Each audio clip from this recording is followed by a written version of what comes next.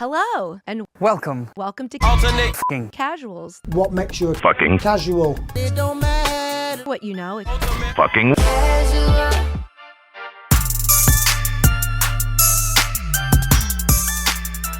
Alright, so obviously this is a bit late, but I wanted to get it out there just to make sure that the continuity is there. So, yeah, enjoy. This is just kind of for funsies. Alright, ready to rock? yeah. Fucking boogie. The ultimate effing casuals. A little late, but we're still here. Still doing it. Nathan, Isaac, we have assembled once again to talk the fights. How are you guys doing? Dude, I'm doing well. It's been hot as balls outside, but we're here. Yeah, I was fixing to say the same thing. Summer is here. I'm getting my first good peel of the year, so real lizard hours out here shedding some skin. Yeah, it's at the point where I'm not going outside during the day. At least not at peak hours. What temperatures are you guys getting, by the way, up there? I'm hovering around 110. Oh my gosh. We're getting like high Man. 90s, but the Humidity. air is still kind of cool. Like there's a breeze some days. Just depends. Not That's- nearly as hot as that's some like I took crazy the dog for a temperature. walk. I took the dog for a walk about, I don't know, 11 o'clock, and it was comfortable. Oh, that's not But too I bad. doubt it was. I doubt it was like that in Arizona. You guys were taking cover at like 10:30 in the morning. Pretty much, yeah. Yeah, I've been packing up and going outside to grab shit. Like, if I don't go outside early enough, by the time the ladder's set up and I'm climbing up to start pulling shit down, I'm starting to sweat on ways that one should not be sweating if you're not, like, in a controlled environment. But Yeah, we're gonna be in the thick of it. yeah, jeez. Summer just started. Goodness. So moving away from old man talk and fucking into a little bit of sporting news. On the boxing side of the street, we get a lot more in depth into it on boxing B-sides. So wherever you're listening to this, you can check that out over there as well. Man, Top Rank, this was a while ago, this is on the 7th, but Top Rank at Norfolk, Virginia. Some interesting situations playing out. To set the stage, the day before, Keyshawn, the most successful of the three, misses weight by 4 pounds and he's stripped of his title, and his opponent decides to not go on with the fight. And so stepping into the main event, Abdullah Mason, we've talked about him before, plenty of times before. He gets the corner stoppage at the end of the fifth, or end of the fourth, over Jeremiah Nakatila. He's not the most heralded opponent, but he's not a slouch either. He's a solid step up for a guy at Mason's level. But anything on the fights to comment on before we get into the big drama show? I mean, just a shameful performance from Keyshawn. Like, he missed weight and then showed no remorse for it. Like, didn't even try to, like, hey, let's maybe jump in the sauna and try and get some water weight out of here. He was very nonchalant, very unprofessional about the whole thing. And it's like, man, you're not even like you're not even that big of a profile. You can't really afford to have that kind of a stumble while you're still trying to gain fans. Like, I know he did have a couple good performances his last time out, but it's like, you do not have you're not in the position to be like jack around with weight like that. Yeah, I mean, I'll just echo there. I mean, he's at home in Virginia. and you're gonna miss weight by 4 pounds, not even be sorry about it. I mean, this would have been received completely differently if he would have at least attempted. We missed by 2 pounds, but he's attempted multiple times to cut down on weight. But I mean, just to show up on weigh-in day, completely nonchalant about missing weight, flexing on the scale, like just sort of proud that he's overweight. I mean, what are we doing here? You're supposed to be at home. They're supposed to be your people. I mean, come on. Why would you even sign to fight at this weight if you know you can't make it? It's very disappointing. Yeah, it was his opponent, Edwin De Los Santos, his promoter, Samson Lukowicz, was the one who pointed out that that Keyshawn wasn't trying to make weight because he wasn't at all clammy from being in the sauna so much. Yeah. Yeah. I mean, you guys saw what De Los Santos looked like, right? I mean, because he made weight. I mean, he looked like a corpse, but he made weight.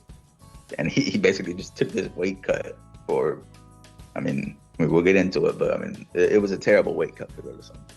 Yeah, he got partial pay, so that's good. The Top Rank wasn't obligated to pay him, but they gave him partial pay since he, was a pro and showed up late one. So that was nice. Oh man, but speaking of not being a pro, the fucking shameful displays continue. Keyshawn Davis and his brother Keon go to Nahir Albright, his locker room, and they attempt to jump him. This is the same guy who beat the other brother Kelvin. By all accounts, by everyone, anything that I've seen or have heard to date, Kelvin Davis was not involved with this. He didn't have anything to do with it. He just fought the fight, and for whatever reason, that set his brothers off. Yeah. Shameful behavior. This has no place in the sport. I mean, this was just wild to hear. I remember as we were hearing it on the broadcast come out, I didn't believe it at first, and then later on they showed the footage. Just an all-around stupid situation. I can't believe that it actually happened. I'm gonna say it again. He was in his hometown, and Keyshawn had to be escorted by the police out of the stadium. It's super shameful. Yeah. I don't even know what to say about it. Yeah, I mean, what the heck, Kelvin? You grew up with these guys all your life, and you can't even participate in the group mauling of the other guy who rightly won. What the heck, man? What's a brother supposed to be for if not for that? No, but seriously though, what Isaac hit the nail on the head. I mean, like this is like Bush League like regional level tier shit. This is not like professional boxing. Yeah. I think those Russian videos that come out for MMA fights, and they're always fighting during the weigh-ins. And this is like stooping down to that level, and it's so bad. You just have to laugh at it. It's that comical. What I thought was like the most hilarious part about this whole thing was that after it all occurred, the broadcast ended. It was Kelvin. He was the one who publicly apologized, even though he wasn't involved in the jumping. He was the one who actually put a statement out saying, I apologize for our behavior, and that was just the cherry on top. Like Keon or Kelvin or Keyshawn, wouldn't own up to their mistakes. Saying things got heated, and they apologized. I mean, it was just super funny that it had to be Kelvin to be the one to apologize. He's the oldest, and if I remember their family story correctly, he was like the father figure for them, since he was always the oldest, the biggest, and all that. Mm-hmm. Yeah. Makes so sense. Wild situation, big fumble. I will say this is sort of a fumble. Like Keyshawn, right? What did they say? It was like 20% of people that bought tickets requested a refund. At least 20. Yeah, man. Last thing that I wanted to point out before we move on was Keyshawn is signed to Top Rank. Kelvin Davis has fought on other promotions before. Keon is really fresh into his career. Those two, Kelvin and Keon being on Top Rank is a fucking favor to Keyshawn Davis. This isn't like they're Nepo hires. That's what they are. Like, you're not just jeopardizing your own future, you're also jeopardizing your brother's future. Yeah, and I'm sort of just interested to see what happens next, because I mean, do they make the Albright rematch, the Keyshawn Albright rematch now? I guess they'd have to move up in weight to do it, but I imagine that's sort of got to be next. I mean, there's like an underlying story there. The first fight was pretty competitive from what I remember, and I mean, I don't know. Keyshawn needs something decent to land on now that all this like bad PR came out. Won't struggle to make weight at least. Yeah, I mean, can no longer fight at 135 for sure. Moving to Japan, this was on the 19th. Ohashi Promotions. This was also on ESPN. Brian Norman Jr. knocks Jin Sasaki into fucking yesterday. What? That was hardly what I would call competitive. It was a pretty one-sided schooling.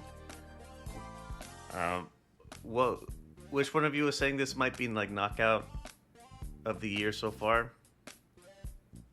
Yeah, I mean, I was trying to think of other knockouts this year. I feel like this one is probably the front runner for KO of the year so far, at least.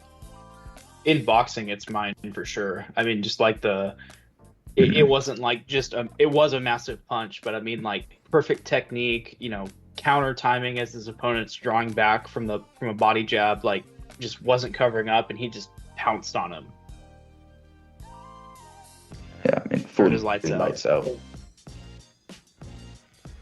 Yeah, I have to issue a public apology to Brian Norman. I had always said he was the weakest champion at welterweight, even with the likes of Mario Barrios. That's definitely not the case anymore. Not even close. With Jaron Ennis moving up, this is one of the main reasons why I wanted to bring up Brian Norman. Is Brian Norman the best at 147 right now? Dude, I'd probably say yeah. I mean, it's between him and Stanionis, I feel like, and that's probably one of the best fights now at 147. Now that Boots left, but man, I struggle to see how Norman can lose to the people that remain at 147. I mean, his speed is there, defense is there, and I mean, we saw that. I mean, that power is just insane. I don't see him. I think he beat Barrios. Stanionis, I think, would be a close fight, but I think he'd probably get the win there. The likes of Haney, Tio, Ryan, I think Norman probably knocks them out if they fight. So, I mean, I think he's a clear front runner for me.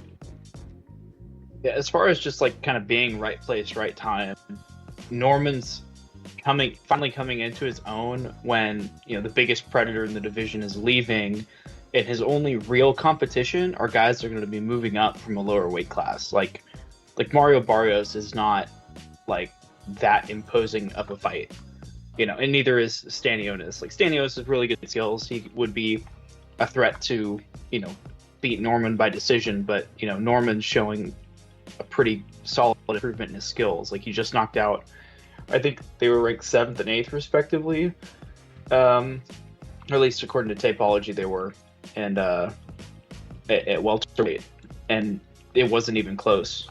Like, he's really hitting above his rankings here. Dude, I thought it was crazy as well. Like, Norman is only 24 years old. And that's sort of insane to think about, that he already looks this good. Like, he's already a champion. I mean, last year he had, what was it, Santian? He had a crazy knockout over. Yeah, Santian. I mean, this year is Sasaki. I mean, he's probably going to fight, another time for sure, maybe 2 times. I don't know, but he's young. He's young as shit, man. I think Norman could really do some good stuff here. Now that Boots has left, at least. Yeah, I didn't realize he was 24. That means he's got like, I mean, as long as he stays healthy, he's got like at least another 4 years to really improve his skills, and then another 4 years after that to like really let it marinate in age. You know, like he's got a lot of. I mean, coming into a division that's barren right now, right? Like, cool, he's gonna fight Teofimo Lopez maybe if that's a potential fight that happens. Well, Tio was a lightweight a couple years ago. Like, he doesn't have anyone that's remotely as scary as he is. So it's just perfect time for him to. He'll probably run this division for a long time if he keeps it together. Yeah, and it seems like he can make the weight pretty well. So I think he'll be here for some time and probably dominate. Trying to see who's around him, because the only name that comes to mind, Devin Haney, I think. He's fighting at like catch weights just below 147. Yeah, I think that's a bad that fight does for not Haney. go well for Devin Haney. Not even a little bit. Looking at there's really nobody here that's gonna present him with any serious problems. Yeah, I mean, Boots was really his only challenge. Yeah. But I mean, now that Boots is gone, it really is just his division.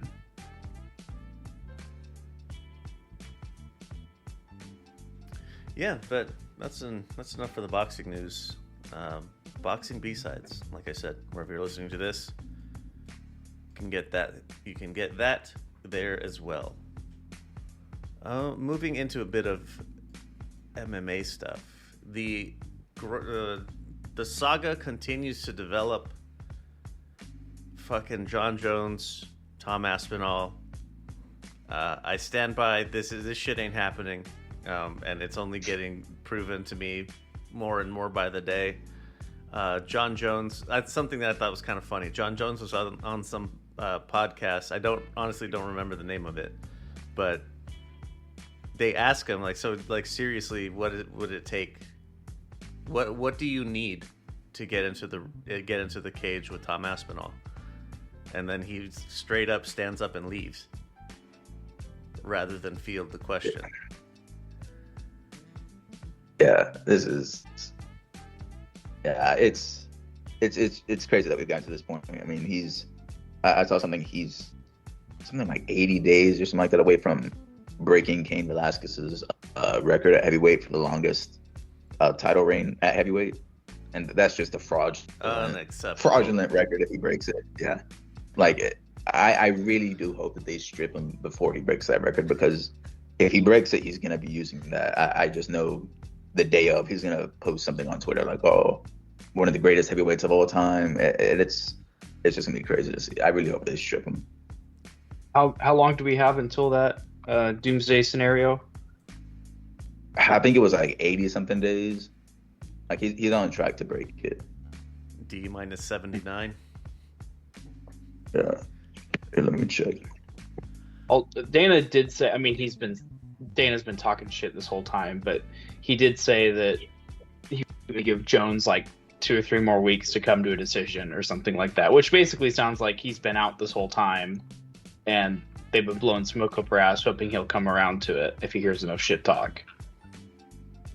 So it would just be peachy if they stripped him the day before the Cain Velasquez record. And then the same day announced that Tom Aspinall fights Alex Pereira, which is one of the guys Jones was demanding to fight instead of Aspinall. Yeah. That's 85. Yeah, this is just crazy. I mean, and seeing like Dana White's reactions throughout this entire ordeal has been hilarious, because like not even a month ago, Dana was, I'm 1,000% certain this fight happens, and then I think it was just this week, Dana White was saying that they're waiting to hear from John. They're not sure. It's just like the doubt even in Dana White's mind is starting to creep in, I feel like. So Alex Pereira puts out a thing that he's weighing about 245 these days. Yeah, I think it was 243. Is what he showed on the scale. He's Goodness massive right now. gracious, that is huge. Yeah, I think the Tom Aspinall versus Pereira. That's strip John Jones and make that for the heavyweight title. I mean, why not? Yeah, I mean, I think other than bringing in Ngannou, that's probably the biggest fight you can make at heavyweight. But yeah, I mean, I'm not sure what else. I mean, they've already offered John the money that he wanted, that he was demanding, and he still said no. So yeah, if I was them, I'd just move on to another fight. There's no point. Strip John and let Tom Aspinall fight. I mean, he's sort of wasting away Tom Aspinall's prime years here. Kind of reminds me of something that I saw. The pound for pound ranking. John Jones is number 3, Merab 2, Islam 1. I'm wondering what John Jones has done in the last 2 years that has him ranked above Topuria, Duplessis. I don't get it. Yeah, he should be above none of them. Topuria's above him, DDP's above him, Islam's above him, Merab's above him. Pantoja. I mean, hell, dude, I feel like you can make an argument for even Volkanovski above him still. I mean, he recaptured the belt. Yeah. And I don't know. I think I really do hope Dana returns to his pettiness if this fight can't be made, like similarly to what he had against GSP whenever he retired. And he just goes on a full campaign saying Jones ducked Aspinall, he's not the fighter I thought he was. He should go on this whole sort of talking down on John Jones tour if this fight really can't be made, which it's looking like.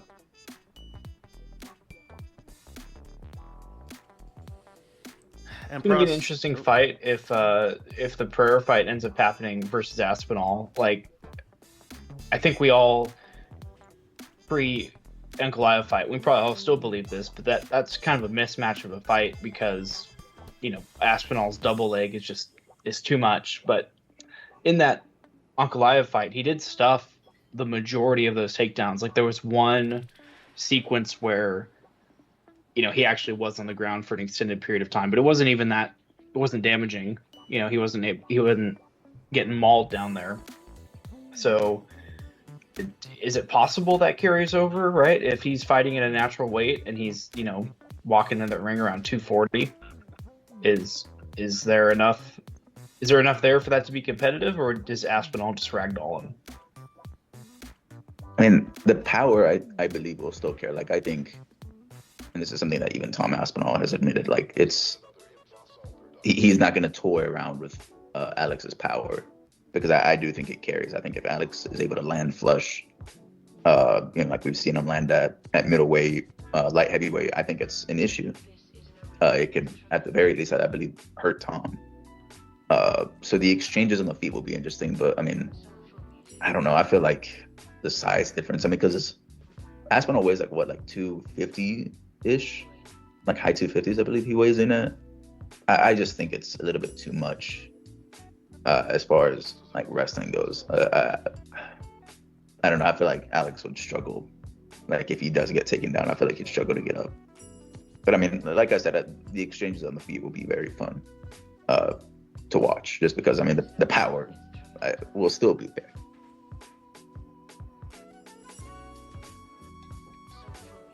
Oh, UFC website has this thing, Road to the Title for BJJ. Oh yeah, they got Musumeci on there, Yeah. and the other kid is Ruotolo? no, it's I think it's a black dude, I think. Let's see.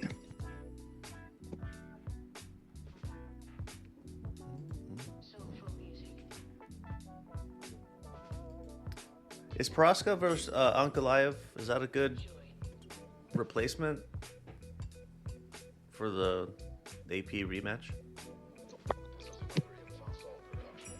I think so. It is. It's tough because Ankalaev has the kind of the Dagestani cheat code of like, if it gets bad, I can just wrestle with you. But he's shown a willingness to strike, and Yuri's style is, I need you to punch me a couple times before I, activate my chakras or something. So that definitely could be a fun fight. And I think if, Pereira wants to jump up or he wants extended time off, I have no problem with that fight going ahead. I think there's some intrigue there. Yeah, I think that's probably the clear fight to make. Actually, at light heavyweight, if it's not going to be Alex. Right now we're going to get the the Rountree versus Hill fight, which is like a fight between two top contenders. There's Oldberg that had he won against Blachowicz, but it wasn't like super convincing. So I don't think they'll give him the title shot. So I think probably the clear option for the UFC, if it's not going to be the rematch against Pereira, it's going to be Prochazka, which is, like Nathan said, that's a fun fight. Anything more for the Aspinall Jones story? Strip John Jones. Strip John Jones. Yeah. Should have been stripped a while ago. Don't make the same mistake boxing made with Canelo. All right, let's go into the recaps here. Two really quick. One Friday Fights 11 that happened on the morning of June 6th. A lot of good knockouts. I'm going to keep telling you because they're going to keep happening. One Fight Night 32, same day. A little bit lackluster. The main event got pulled for reasons I haven't looked into. But the replacement main event ended in a first round knockout. Fucking brutal. It was Muay Thai. So, not sure how many more times I'm going to have to tell you before you start watching Muay Thai. But you should start watching Muay Thai. But Saturday, June 7th, UFC 316. Merab Dvalishvili defends his title successfully against Sean O'Malley. Oh, starting from the early prelims, though. Ju Sang-yu. Hella knockout. Dude, this was insane. Jekka Saragi, I think it was. Yeah, this was an insane knockout. This is like movie type knockout. I think Sang-yu was actually sort of losing the first round, and I think it was towards the end. Saragi stepped in and just got caught completely flush. And whenever you see someone face plant, it's a really bad knockout, and this is what it was. It was cartoon. This is definition of plank. This was brutal knockout. Nice And very little Conor McGregor-esque knockout, right? Falling away, super tight, compact. You check left hook, and he goes to sleep.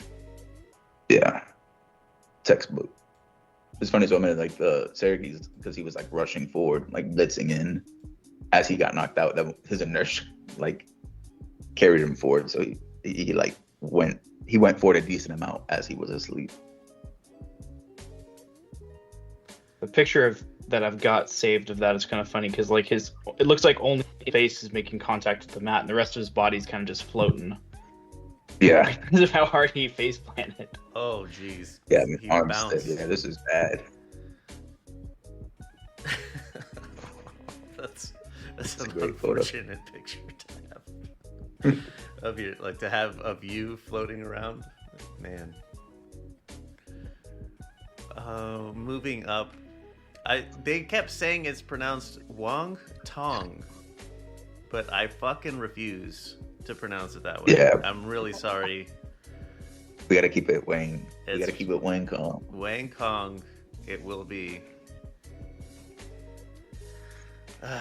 She beats Ariane de Silva by UD. It was pretty one-sided. The leg kicks were fucking nasty. Yeah, dude, I think De Silva actually got cut from the UFC directly after this fight because she also missed weight. She did. That's right. Yeah, so she lost as well. So those two things together does not put you in the UFC's favor. So yeah, she's gone.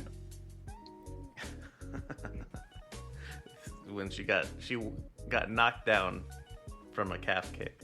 It was I felt It can be that brutal. one. Yeah, I felt it was a good. Yeah, they can be very brutal. Goodness gracious, that cannot feel even remotely good. Moving into the prelims, Azamat Morzakhanov gets the KO over Brenson Ribeiro. That was in the first. I don't remember this one. I know I watched this card, but It was a decent knockout. Yeah, there was a few good gems on this card. what I remember most is Joshua Van KO3 over Bruno Silva. Fucking golf clap. Golf clap. Dude, this was such a good fight. I've been on the Van train for some time now. But man, he's just gotten so much better. Like after every single fight he's had, the takedown defense is there, and then I mean this time we really got to see, like, you know, how he goes about setting up his strikes. Man, he just demolished Silva. I mean, I forget how many times Silva got knocked down. I mean, it's a testament to Silva's durability as well, because I mean he was getting knocked down pretty flush, but kept getting up. But man, in that third round, it was just a little bit too much from Van, and he got Silva out of there on strikes. Very, very good performance from Van. I think probably most UFC fans are on him now, just because I mean he looks like a complete package. He's pretty young. I think he's like 23 years old, 22, 23. He has to hopefully in his sort of top fights. I mean, he's already ranked, so probably gonna start getting him into the top 10 fights. A little wink, nod for the future preview coming up. A little bit of foreshadowing right there. Yup. Watch the next episode if you want to know what that means. Oh yeah, everyone will find out. Kevin Holland submits Vicente Luque in the second. What is? I don't know where Kevin Holland is. What's in the water where he is? What is he eating? I'm not sure what he's doing, but this man can't be. You can beat him, but you can't break him. This was wild to see. Like, I don't know what the odds were for him to win by submission, but I know they had to be like super low. Because Vicente Luque, he's like very, very good when it comes to grappling, wrestling. And I mean, I knew Holland could win, you know, by points, by knockout, but I did not expect them to get the submission against Luque. Very good win. Yeah, that was probably the one area that Luque had over Holland that was like, he should be better here. Yeah. Always interesting to see a guy go in and beat someone else with their best game. Yeah. Very good win for Holland. I feel like Holland, I mean, he'll lose some for sure. But like Leo was saying, it's, you know, he'll lose like one or two, but he knows with his activity, like he has to, you can't just, you know, lose like 3-4 in a row. They're not going to keep giving you fights if you do that. So every once in a while, he'll get those wins. And this was a very crucial win. Yeah. Maybe speaking of crucial wins, Mario Bautista gets the UD over Patchy Mix. Unanimous beatdown. Yeah, this better put. Man, this was, I mean, to put it lightly, a failed hate watch, man. This was rough. I mean, Batista just completely dominated Patchy Mix. Was not even close. Yeah. Is Bellator just like a fake promotion? I mean, every single one of their guys that come over here, like, they just massively underwhelming every single time. Yeah. I mean, he got battered. Like, this was in a different way. He didn't lose like Pitbull lost. I mean, he just got completely destroyed on the feet. I mean, it looked like the striking, like Batista was just in a different realm to Patchy Mix. I have no idea what he was doing in camp, but completely outmatched by Batista. He said himself that he was, how did he put it? He's not looking past Mario Bautista, but he's looking through him. I'm not entirely. Oh yeah. I'm not entirely sure what the difference is. If you're looking through him, you're still looking beyond him, as if you've already won. Yeah. It was sort of smooth, like especially after seeing the performance, some very cringe comments by Patchy makes in the press conference. He seems like a cringy sort of fellow. Yeah, I mean, and Mario Batista, like this is the issue. Like prior to the Aldo fight, Batista was like one of these like upcoming prospects, and obviously the Aldo fight was super ass from Batista. Like just not a lot happened, and obviously seeing him fight that way against a vet and Aldo sort of left a bad taste in everyone's mouth. But he was this sort of like hot prospect coming up, and I mean, it could be that Bellator is just that ass, but Batista also just looked really good for UFC 316. Is the redemption arc? Is this part of the redemption arc for Bautista, or does he still need to pay? No, he needs punishment will come in God's timing, not ours. Though we can only just hope and pray. Whenever it'll happen when it happens. Yeah, wonderful, dude. God, we'll talk about it later for matchups, but yeah, there's some interesting matchups they can make. Joe Pyfer, UD over Kelvin Gastelum. This one I don't remember. I just remember it being pretty fucking underwhelming.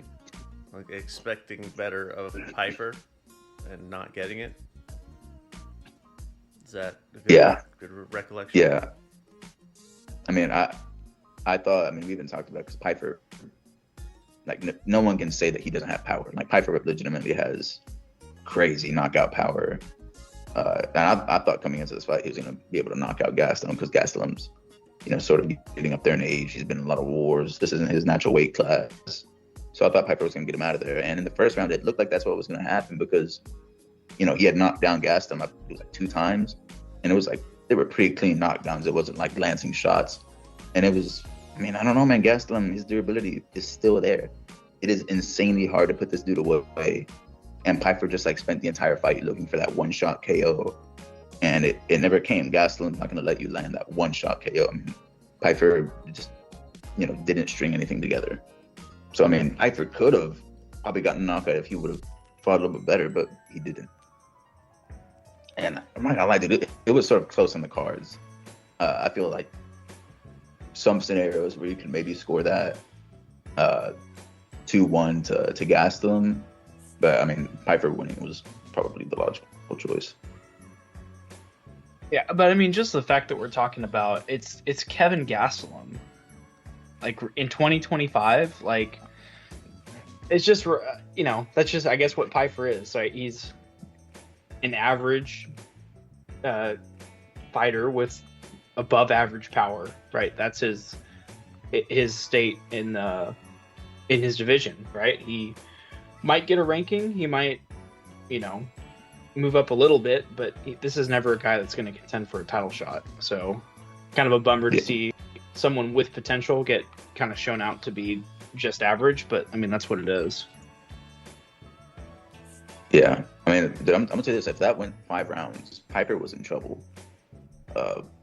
Because in that 3rd round, Gastelum was starting to really be able to close the distance on Pyfer with his size advantage that Pyfer had. It was starting to go in a bad direction. I think even in the 3rd round, Gastelum had hurt him. So, I don't know, man. Yeah, I'm not looking at Pyfer and looking at someone that's going to be a champion. It's too bad. Sorry, Pyfer. Them's just the breaks, man. That's how it goes. Man. Speaking of size advantages, Kayla Harrison submits Juliana Pena in what was not a close fight. I hope Juliana's arm is okay. That Kimura was pretty rough to see.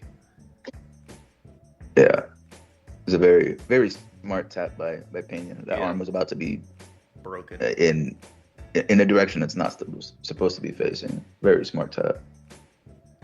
But yeah, just demolition by Kayla Harrison. She's too good, man.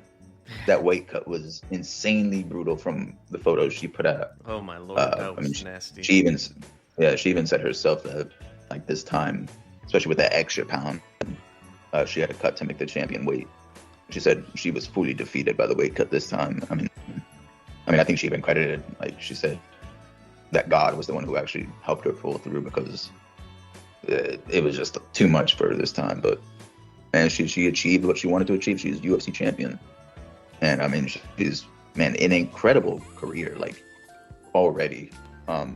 Just an insane career. I believe 2-time Olympic gold medalist in judo, UFC champion, PFL champion. She's won the tournament a few times. I mean, it's an insane career already. One of the best American athletes.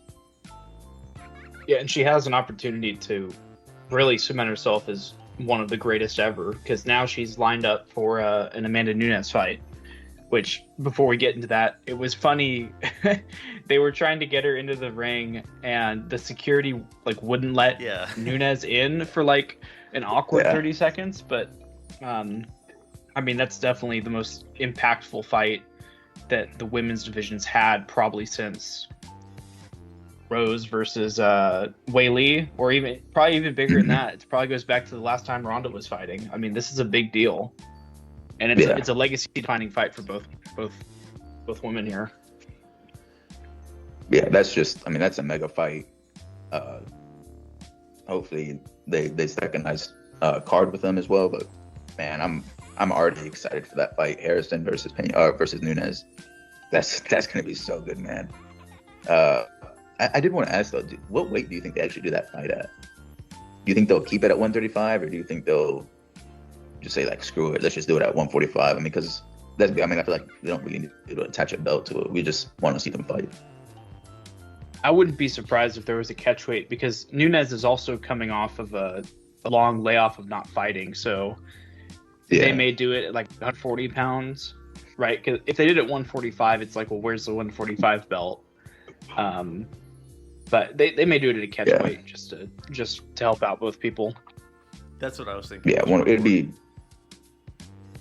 mutual benefit. That'd be a very nice for both of them. Very nice catch weight. I mean, because I don't know if you guys saw, but I mean, whenever they did the face-off, dude, Amanda Nunes is bigger than Kayla is. Yeah. And like, I mean, she's been on layup. It's sort of wild to see. Super hyped for that fight. Maybe it's a question for another time, but I was thinking, with the way you described Kayla Harrison's athletic career so far, I was wondering, like, are we talking the same levels of dominance as Serena Williams? I mean, Kayla Harrison has achieved pretty much in every like organization she's fought in, like including the Olympics. I mean, she's been dominant. Yeah. I'm not sure. I'm not like a judo expert, but I don't think another American has won gold in judo, and she's done it twice. Like, I think that there's been a guy that won bronze, maybe silver, but she's won it twice, gold. I mean, that's sort of insane.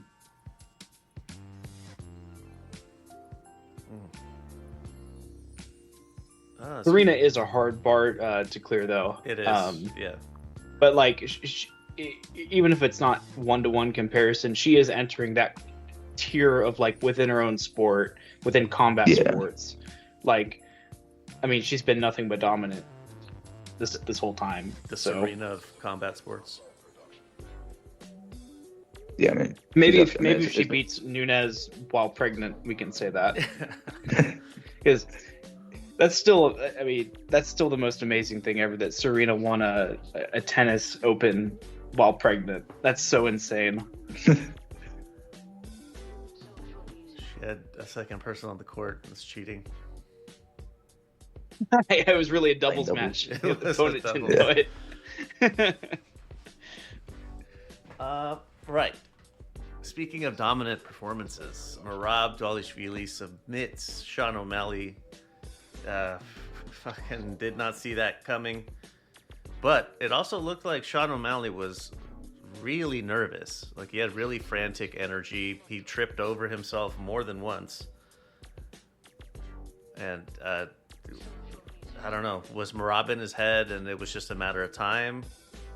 I don't know. What do you guys think?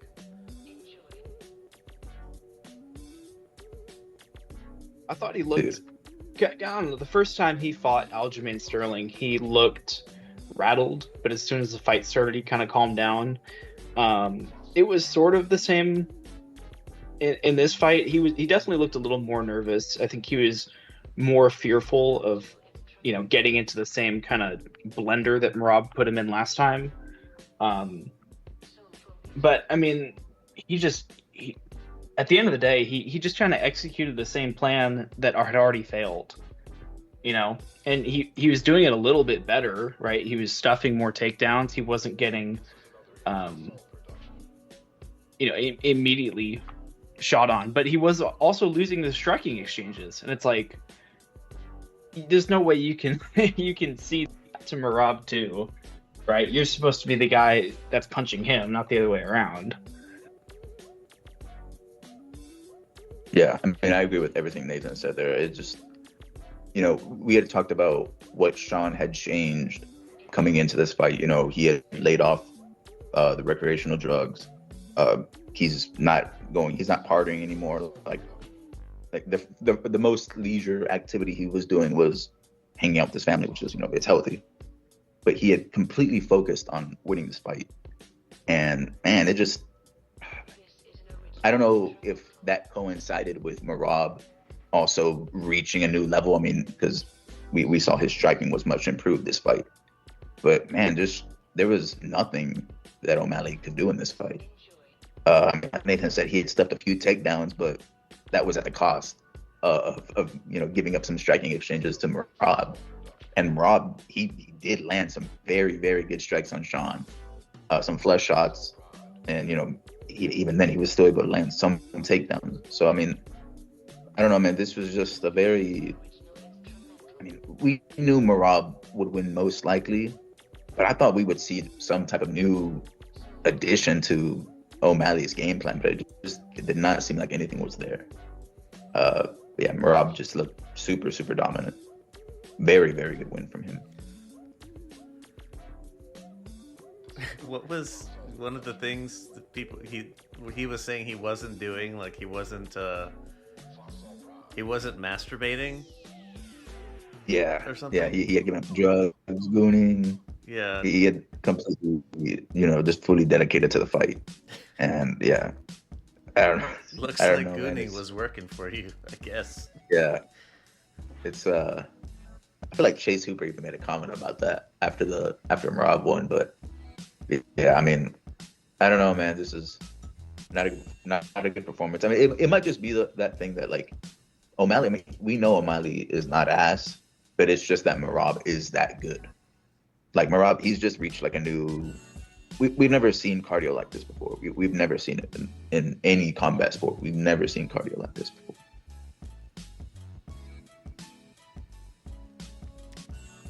Closest I can think of is Leo Santa Cruz. And the way he threw like 1,000+ punches. Yeah. Every fight. I mean, it's unrelenting. Like it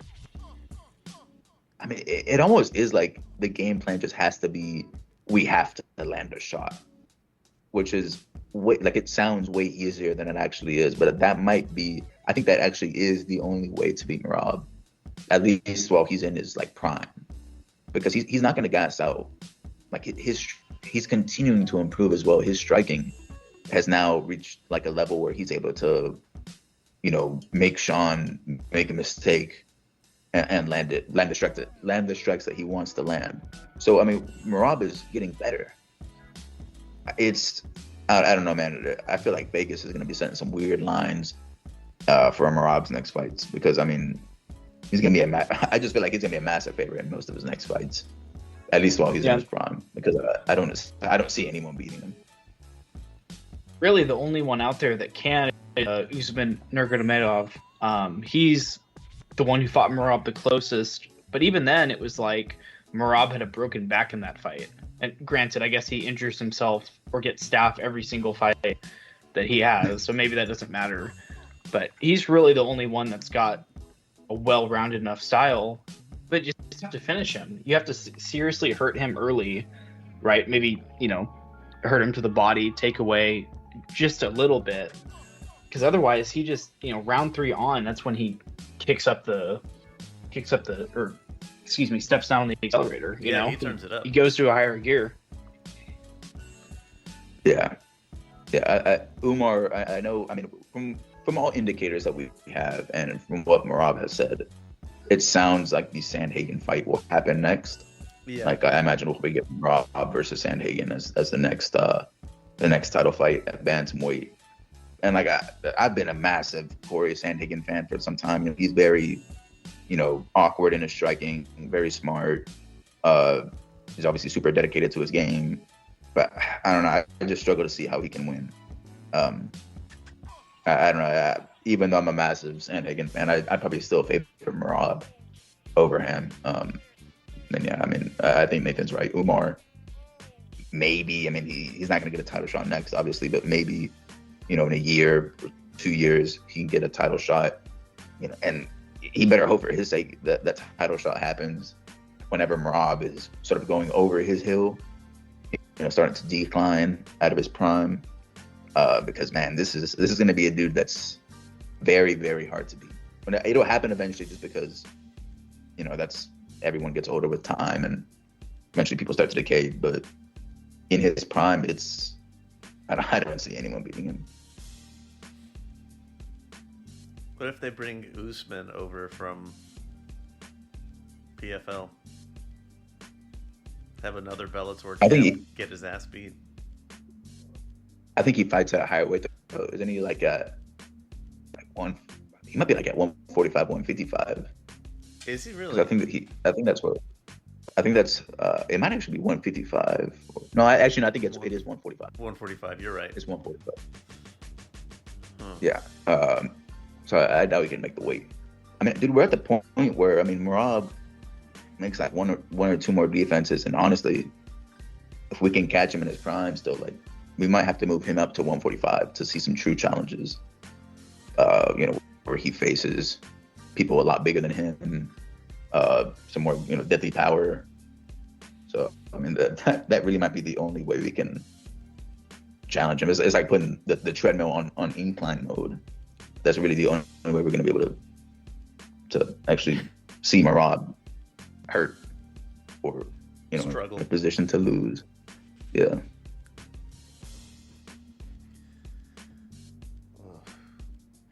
Anything more for 316? Good fight night, or good pay-per-view. I enjoyed it. Yeah, it turned out to be a little bit better than I was expecting. So.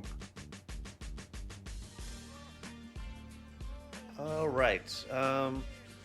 Before we take a quick break, motherfucking follow, subscribe, wherever it is that you're listening.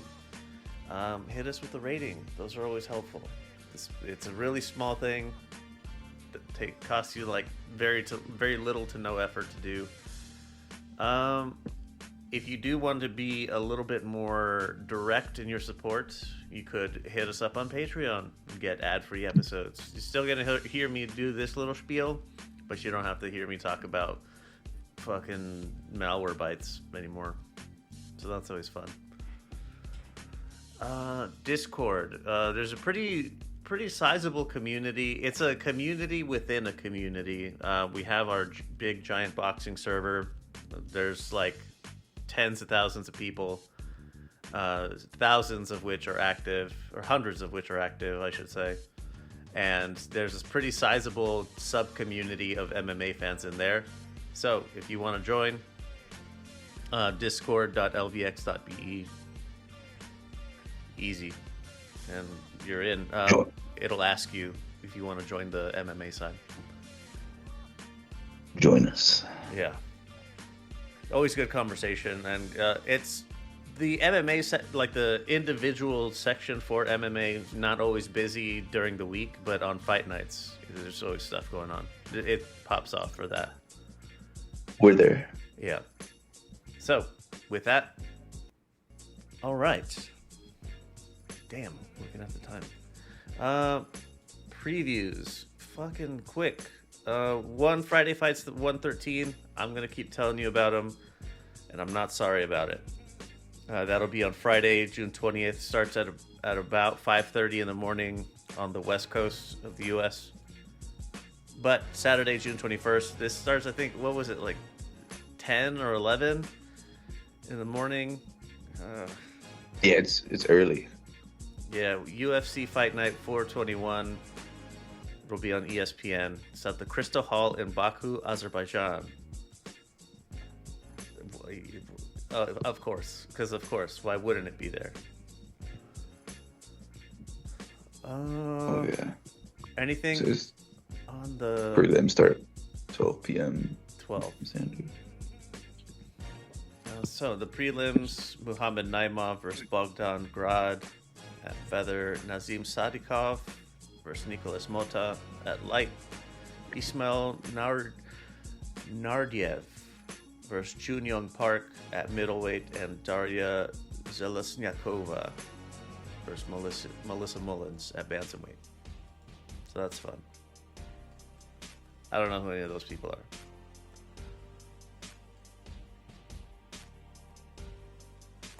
In the main portion, Tagir Ulambekov, 10th at flyweight versus Azat Maksum. 5th. That'll be a good fight, I feel like. Is it? Yeah, Okay, no, Tagir, Azat. he's in the Khabib camp. He owns like two of like the three losses, two of like the three losses in Eagle FC.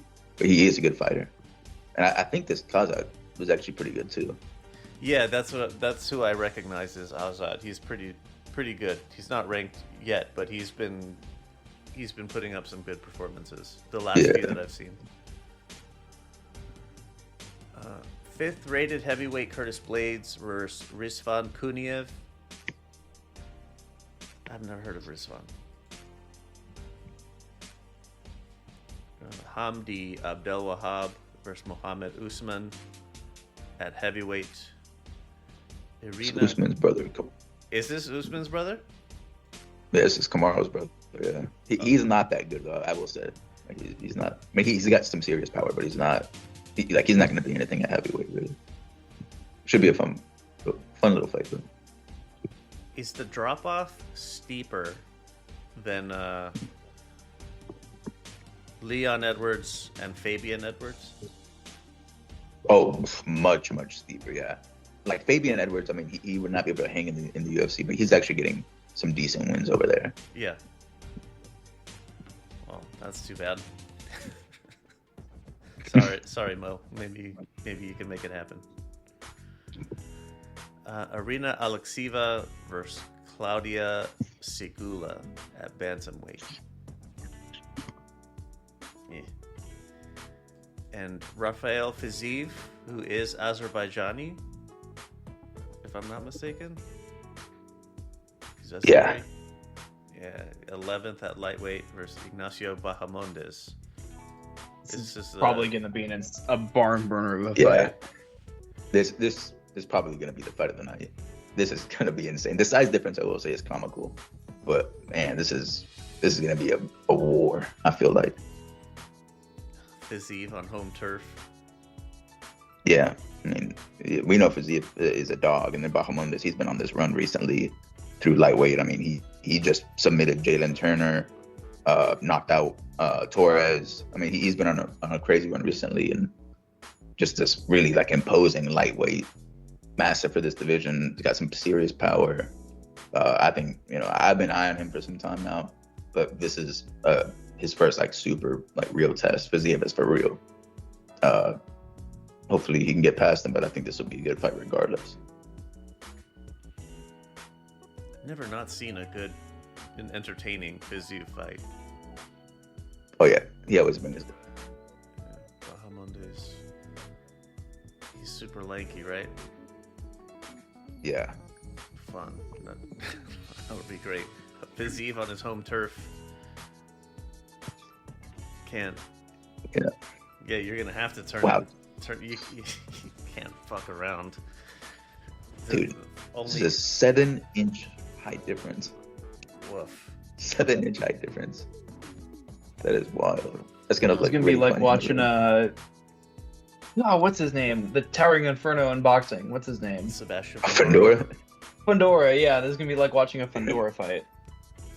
Yeah, this is gonna be really funny. I'm gonna get a photo of that like as soon as they when they walk to the middle of the octagon before the fight starts. I'm gonna have to get a photo there because that's gonna look really funny.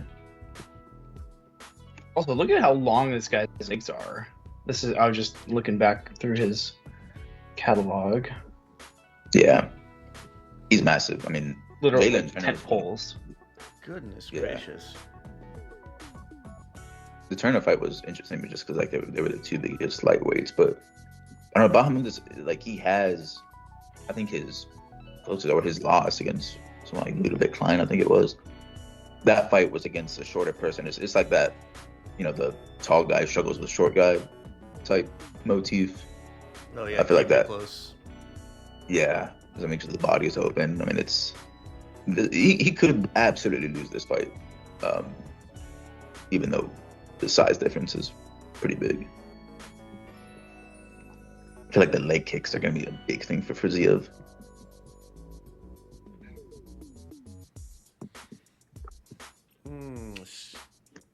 Jamal Hill versus Kalil Rountree, 4th and 7th at light heavyweight.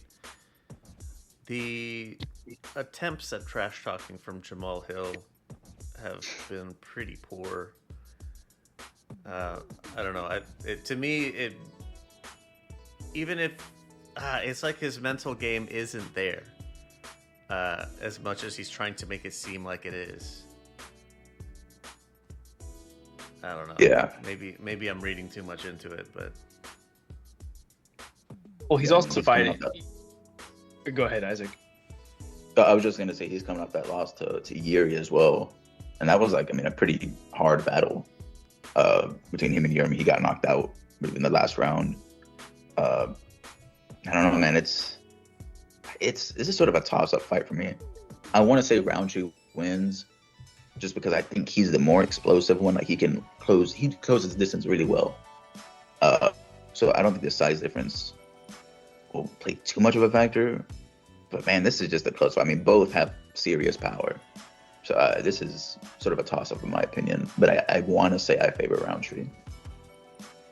Yeah, I don't know. I found myself leaning towards Hill in this fight. Like, he's kind of paid his dues on, he talked a lot of really bad smack talk, got knocked out by Alex Pereira, talked a bunch of shit after that, got knocked out by Yuri Proska. Like, I think he's paid his dues. He feels due to me. Like, he's too well-rounded of a fighter to lose 3 in a row.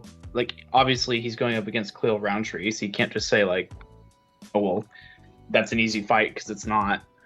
But I don't know. I think I'm leaning toward Hill the more I think about it.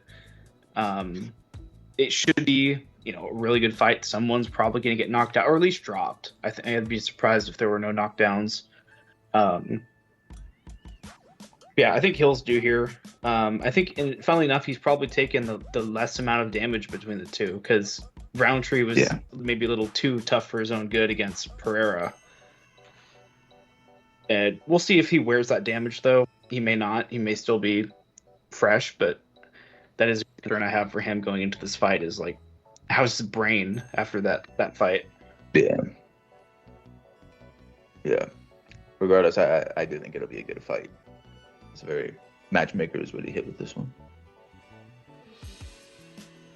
at least the top 2 are pretty solid. Oh yeah. The opener of the main card looks pretty good. It's not the worst fight night card.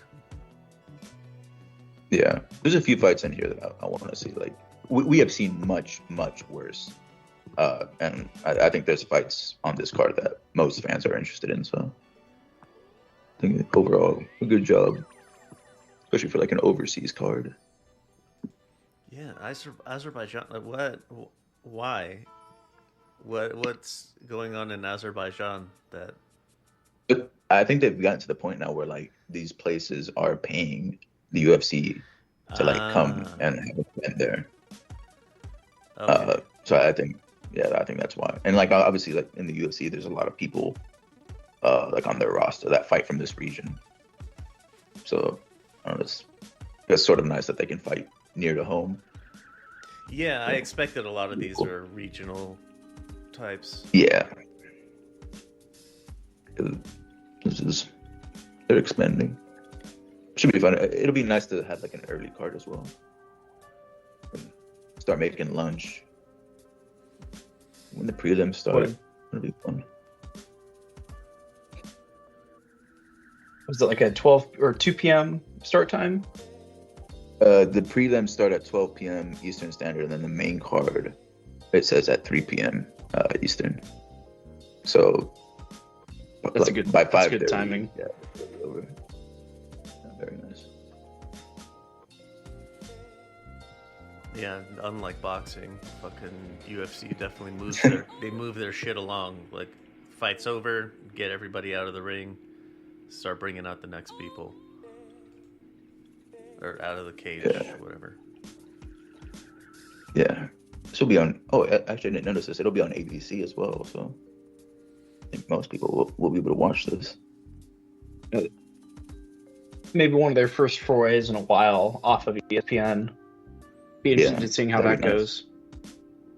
Yeah, But ABC is still part of the Disney parent company situation. yeah. Yeah, I'm definitely gonna pop this on YouTube TV. But that is it for this card, unless you have anything more.